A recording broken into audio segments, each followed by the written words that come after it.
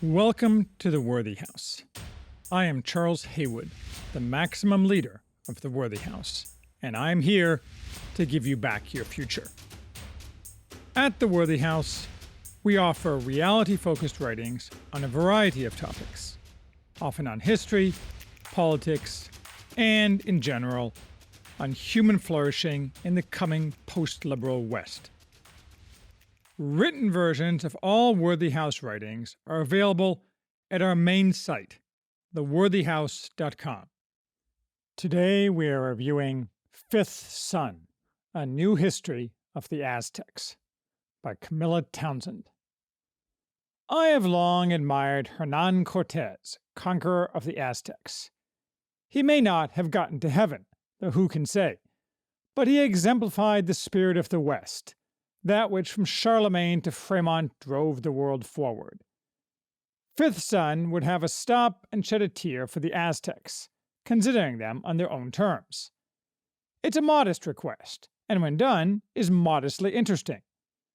But we should remember that unlike the Spanish, the Aztecs never accomplished anything notable, and never would have accomplished anything notable. Which raises the question, what price glory? It helps the reader of this book that the author, Camilla Townsend, is a very good writer. Her method is to use post-conquest writings of descendants of the Aztecs, combined with a small number of plausible fictional vignettes, to attempt to recapture the history of pre-conquest Mexico, to conjure the world of the long dead. The book's title comes from the Aztec creation myth, in which the cyclical rebirth of the sun is triggered by an ordinary man choosing to sacrifice himself to the gods. This method is more successful than it sounds it should be, but its accuracy is open to question.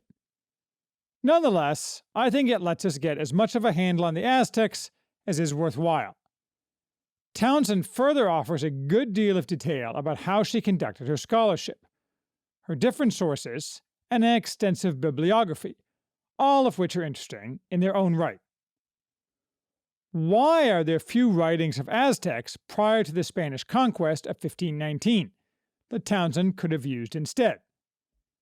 Townsend says in passing that many were burned by the Spanish, although many also simply decayed, being composed on plant material. But the far more important reason, which Townsend at no point specifically admits, is that the Aztecs didn't have any writings in the modern sense that would allow real transfer of information, because they lacked an alphabet. Their writings were mere pictographs, an Aztec culture an oral one, like primitive cultures the world over. We might learn a little if we had more of their pictures, but not likely much. Townsend claims the Aztecs used these pictographs as records of business decisions and chains of authority, but that seems very unlikely. Certainly surviving pictographs don't allow any such precision. Moreover, Townsend faces two problems as regards accuracy of the post-conquest writings she uses, none of which are newly discovered, despite breathless claims made on the book's blurb. First, those recording what supposedly happened decades before they were born are very likely to introduce distortions, either by choice or as a result of being given bad information by informants. Townsend claims to be able to tease out the truth. Maybe she's right, but probably not in many instances. Second, those recording here were not Aztecs, nor were they, as the blurb also claims, indigenous people. They were Spanish subjects, largely or completely Hispanized, most or all devout Roman Catholics, some of them of mixed parentage. Townsend assumes that when criticizing the Aztecs, they were lying or exaggerating, and when saying something positive, they were recording accurately. When writing a revisionist history, this approach gives the desired result, but it's not objective. And much of what these writers wrote are obvious tall tales and legends, so again, where the precise truth lies is open to question. On the other hand, this is often the historian's lot. One cannot uncritically rely either on Spanish reports contemporaneous with the conquest, in particular reports to the king or his ministers, and much Spanish history of Mexico in this period was also written well after the fact. Townsend is most of all keen to dispel what she claims are simplistic myths about the Aztecs at the time of the conquest, such as that their leader when Cortez arrived, Moctezuma II, believed the Spanish to be the returning god Quetzalcoatl, a story I learned as a child. This notion only appeared a few decades after the conquest, and Townsend makes a strong case it is a fiction. The Aztecs were primitive, not dumb, and as I've said before, it is a great error to believe that people who came before us were stupid. In fact, they usually had to be smarter than modern people. When the Aztecs captured cannon or crossbows, they couldn't use them, but they didn't consider Spanish technology magic. As with all peoples of the Americas, when the Europeans arrived, they simply lacked good choices. That's not some great tragedy. It's the normal course of all human history. Reading books like this isn't, or shouldn't be, some call to a ludicrous irredentism, merely a way to learn more about the human story. Townsend proceeds chronologically, covering events pre-conquest, during the conquest, and for 100 years after the conquest. In general, Townsend spends more time than I would have liked on trying to reconstruct Aztec lineages and politics, and not as much as I would have liked on Aztec daily life. But it's her book.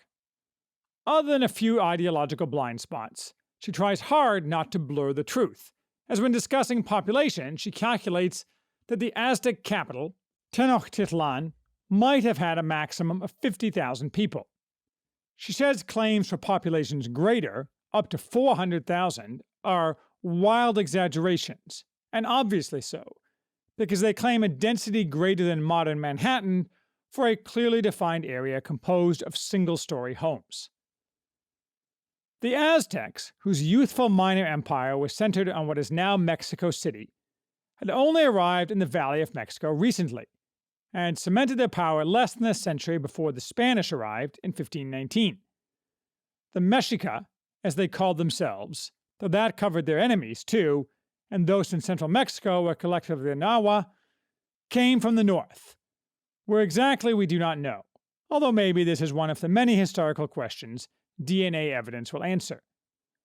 Migrations of nomadic peoples are the norm throughout history, and the same was true in the Americas.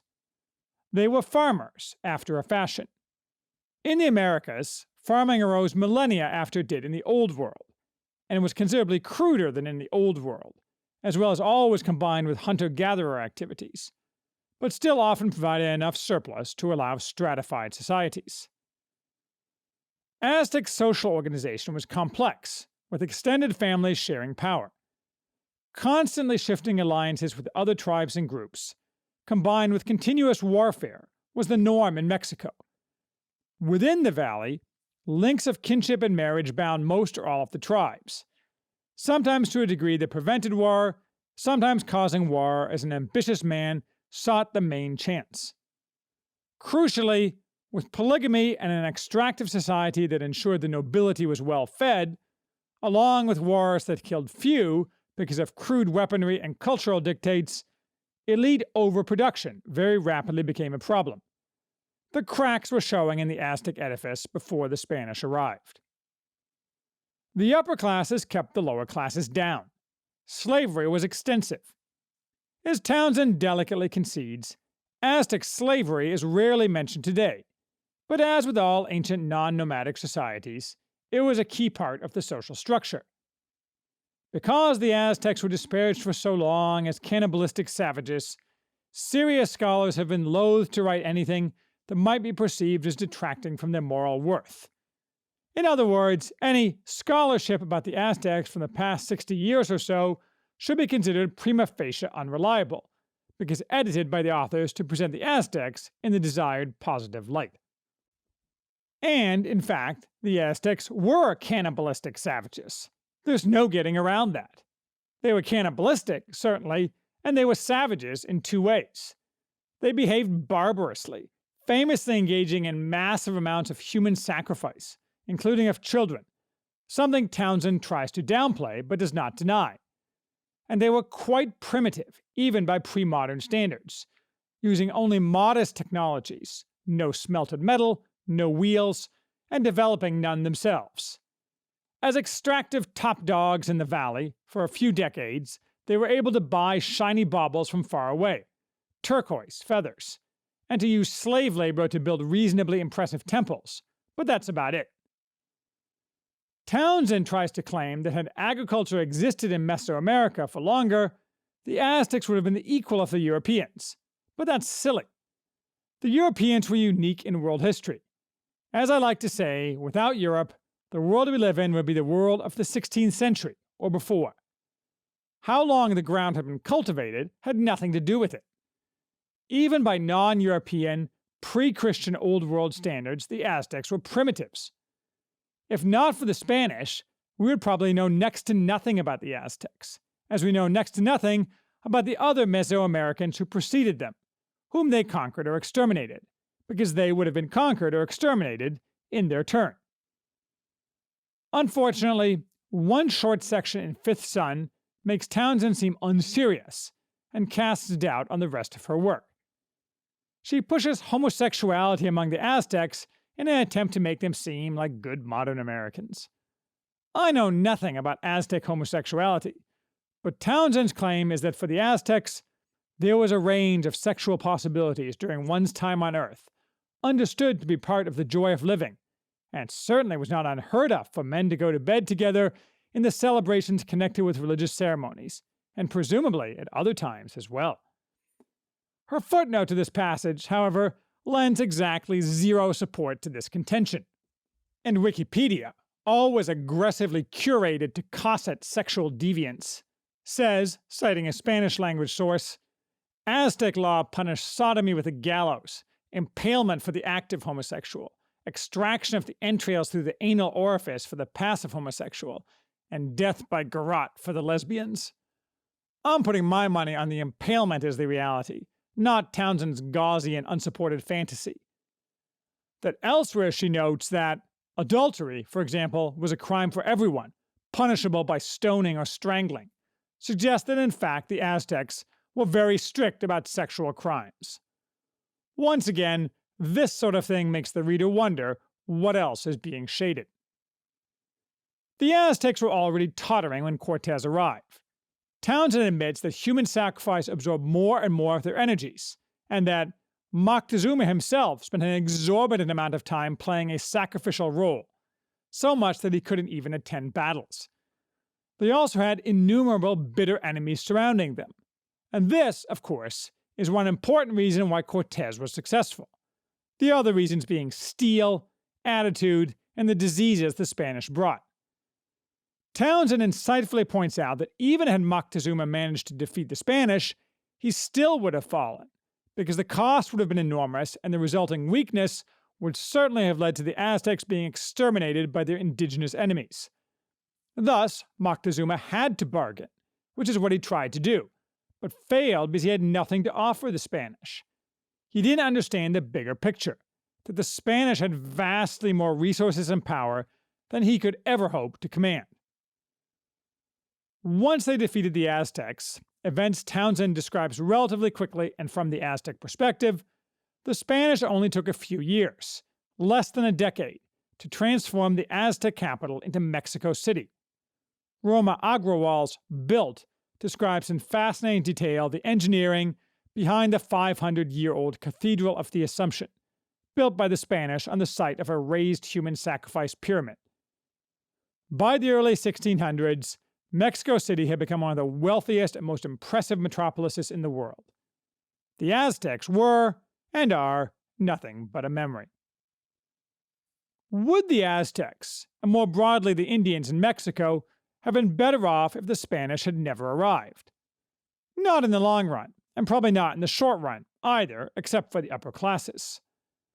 Switching suzerains has no moral component, and little impact on most in a primitive society. And that's what happened here. After all, the rest of the globe, disease and all, would have intruded sooner or later into Mesoamerica. Moreover, the Aztecs acted in an evil fashion. Their human sacrifice alone made their destruction a virtue. It was less virtuous that the Spanish often mistreated the Indians, arguably worse than their own lords mistreated them, although to their credit they argued about it, and frequently undertook initiatives to curb the worst excesses. The Aztecs would have thought it bizarre to have an internal debate on how to treat their defeated enemies, and this debate shows how very different Christian Europeans were from any other human civilization. We retain some of these impulses, but they will soon be entirely gone. The world is undoubtedly a better place, spiritually and physically, as a result of Cortés defeating the Aztecs. I shed no tears for their demise, any more than I shed tears for Neanderthals or the Hittites. In fact, less. The West was, before it fell in the 20th century, an immeasurably superior civilization, and on balance, its expansion a high good in all the places to which it expanded. But what is the limiting principle in this conclusion? Or, as I asked at the beginning, what price glory? Cortés, in the words of David Gress, conquered Mexico for God, gold, and glory, and only a mundane imagination would distinguish these impulses, for they were one and the same. But what act should we allow to be washed clean by this goal? How much brutal seeking after gold, or more broadly material advantage and advancement, can or should we tolerate, if that is part of God and glory? Cortés was not a nice man, and although his sins have long been exaggerated, even in his own time, for propaganda purposes, they were real enough, as were those of his lieutenants, such as Pedro de Alvarado, who slaughtered the Aztec nobles while Cortés was absent. We retrospectively sanitize great men of the past, and yes, it is true that the past is a foreign country. Nonetheless, it can't be that all violence and suffering inflicted on others is justified by the inseparable ends that drove Cortés. But if we can have God, gold, and glory, is that possibility, or its achievement, in the passage of time, enough to balance the scales of justice? I am not sure. Certainly, for our own civilization to be renewed, or more likely a new one to be born, extremes of violence and cruelty will be commonplace, and the basest of motives compete eagerly with high motives. Such is the way of change, and the greater the change, the greater the sins in the transition, as men seek all of God, gold, and glory. I suppose my first cut conclusion is that men being who they are, the evil will always accompany the good, and there is no cure for this. So we should accept it as the price of necessary change. That, as with the Aztecs, what the West has become is truly evil makes this conclusion easier. We may not have racks of tens of thousands of skulls on display, but that's just because we hide them in the abortionist dumpster, after we sell our children's other organs for experimentation and profit. Therefore, we should accept the cost of renewal, and as the Spanish did, try to curb the worst excesses that result, both judicially and ad hoc, hoping to get to a more stable and less brutal future as quickly as possible. No doubt that I ask these questions itself proves I will never be the man of destiny.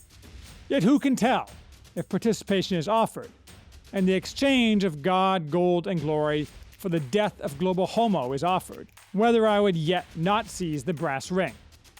Probably I'm too introspective, and ultimately fearful of judgment, and would rather participate in a secondary capacity. We will see, each of us, what our choices are in the times ahead. With luck, there will be better choices than those faced by Moctezuma and his people.